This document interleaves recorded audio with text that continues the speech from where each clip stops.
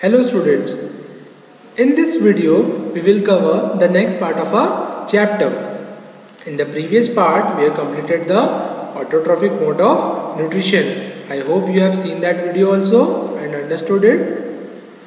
So in this video we will read about the heterotrophic mode of nutrition. Now what are heterotrophs that we discussed in the part 1? Heterotrophs are the organisms which depend on some other plants and animals for their food. Now we are talking about only the plants. So all the non-green plants like fungi, bacteria and some plants are without chlorophyll. They cannot synthesize their food by photosynthesis. Like animals, they depend on green plants for their food. Now all the non-green plants like fungi, bacteria, how will they get the food? They don't have the chlorophyll, and chlorophyll is important for photosynthesis. So they depend on some other plants for their food. Based on the method of obtaining food, heterotrophic plants may be classified as parasitic plants, saprophytes, symbiotic plants and insectivorous plants. Now we'll read about each one by one. First is parasitic plants.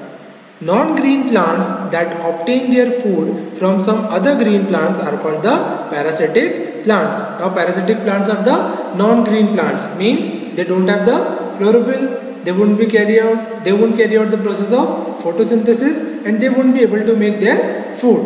So for their food they depend on some other green plants. Now how will they get the food from the green plants? The plant that provide the food is called the host plant. Now those plant which will provide the food to this parasitic plant, that plant is known as the host plant. And these parasitic plants, what do? They develop special root like structure called hostoria. In the second picture you can see, these are the roots of hostoria. Hostoria are the special roots, special root like structures. They absorb the food from the stem or the roots of the host plant. Now again these parasitic plants are of two types. Some parasitic plants are total parasites as they completely depend on the host for their food. For example, dodder. Now in these parasitic plants there are two categories. One are total parasitic plants and the other one is partial parasite. Total parasites are the plant which completely depend on the host for their food, while others may be partial parasites. They can synthesize their food but depend on the host plant for water and minerals. For example, mistletoe. So dodder is the total parasite which completely depend on the host plant, and this mistletoe, these are the partial parasite which partially depend on the host plant. They can synthesize their food, but for the water and minerals they depend on the host plant. So this was our first category of heterotrophic plants. Now our second category among heterotrophic mode of nutrition is saprophytes. Now saprophytes include all the fungi, all the non-green plants. The non-green plants which obtain their food from dead and decaying plants and animals are called saprophytes. They release digestive enzymes on the decaying matter. These enzymes break down the complex food compounds into simple ones. These simple compounds are absorbed by the saprophytes. Now all the non-green plants means they do not have the chlorophyll, they won't be able to carry out photosynthesis, and for their food they will depend on some other plants and animals. So saprophytes, they get their food from decaying plants and animals. Now how will they get the food from decaying plants and animals? They release some digestive enzymes on that decaying matter, like you can see in the picture. This is the picture of the bread. Now what do this saprophytes do? Like you can see in the picture on the bread, there is the bread mold. So what do this bread mold will do? It will release some digestive enzymes on the bread, which will convert this complex food into simple ones, and then these simple compounds are absorbed by the saprophytes. Example of saprophytes are the mushroom and the bread molds. Okay. So our next category is symbiotic plants. When two organisms live together and share shelter and nutrients, their association is called symbiosis or symbiotic relation, and the organisms are called symbionts. Now when two organisms live together and they share shelter and nutrients, they help each other in providing shelter and nutrients, their association is called the symbiosis or symbiotic relationship, and both the organisms are called the symbionts. Example, roots of leguminous plants have nodules. A bacterium called Rhizobium lives in these nodules and convert atmospheric nitrogen into soluble nitrates. These nitrogenous compounds are used by leguminous plant. Now in this picture I have shown you, this is the leguminous plant, and in this nodules there is Rhizobium bacteria present.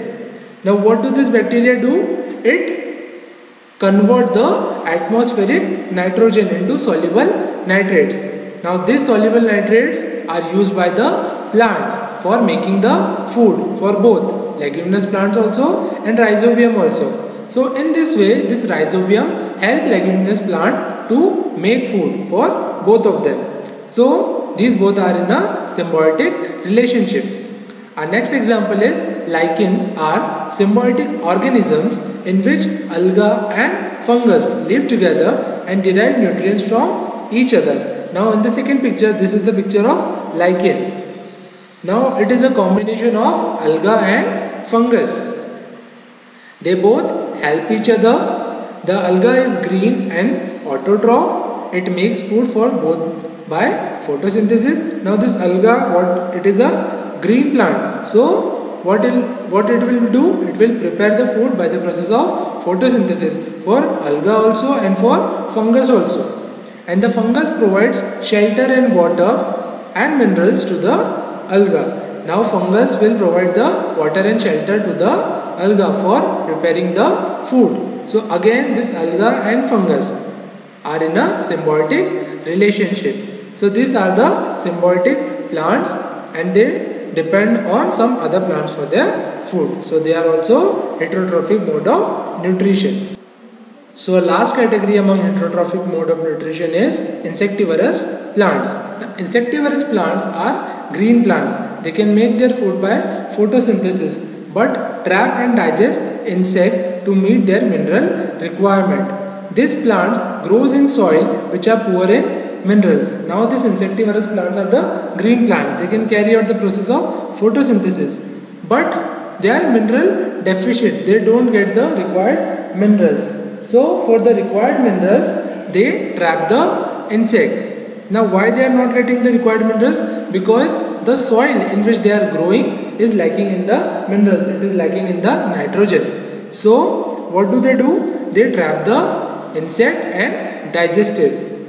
So for example, in pitcher plant, the leaf is modified into a pitcher like structure which hangs from the flat stalk. It has a lid which can open and close the mouth of the pitcher. Now in this picture you can see the leaves are converted into pitcher like shape, and whenever the insect is coming to suck the nectar, it traps it, and this is the lid of the pitcher plant. This is the lid.